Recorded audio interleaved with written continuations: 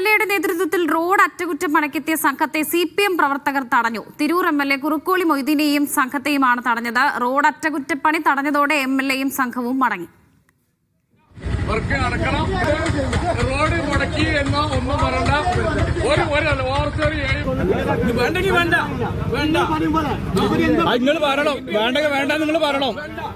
യൂനുസ് അഹമ്മദ് ഉണ്ട് വാർത്തയുടെ വിവരങ്ങൾ നൽകാൻ. യൂനുസ്, എന്തിനാണ് ഈ അറ്റകുറ്റപ്പണിക്ക് CPM പ്രവർത്തകർ ഒരു തടസ്സമായി നിന്നത്? വർഷ, ഇന്ന് രാവിലെയാണ് തിരൂർ MLA കുറുക്കോളി മൊയ്തീനും സംഘവും ഇവിടെ എത്തിയത്. കുറുക്കോൾ ഓട്ടുകരപ്പുറ റോഡ് അറ്റകുറ്റപ്പണിക്കായി ഇവർ എത്തിയത് രാവിലെയാണ്. ഇതിന് പിന്നാലെയാണ് ഈ CPM പ്രവർത്തകർ ഇതിനെ തടഞ്ഞത്. ഇത് കാലങ്ങളായി, മാസങ്ങളായി ഈ റോഡ് കുണ്ടും കുഴിയും നിറഞ്ഞു നിൽക്കുന്ന ഒരു സാഹചര്യമാണ് ഉള്ളത്.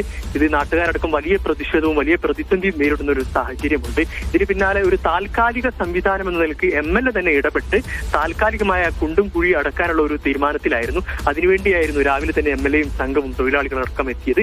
ഇതിന് പിന്നാലെ CPM പ്രവർത്തകർ പ്രതിഷേധവുമായി രംഗത്തെത്തുകയായിരുന്നു. CPM പറയുന്നത് ഈ തെരഞ്ഞെടുപ്പ് മുന്നിൽ കണ്ട് ജനങ്ങളെ കണ്ണിൽ പൊടിയിടാനുള്ള ഒരു നീക്കമാണ് MLA നടത്തിയത് എന്നാണ് CPM ആരോപിക്കുന്നത്. അതോടൊപ്പം ചട്ടവിരുദ്ധമായ അറ്റകുറ്റപ്പണി നടത്തിയാൽ പിന്നീട് ഫണ്ട് പാസ്സാവാത്ത ഒരവസ്ഥ ഉണ്ടാകുമെന്നും CPM പറയുന്നുണ്ട്.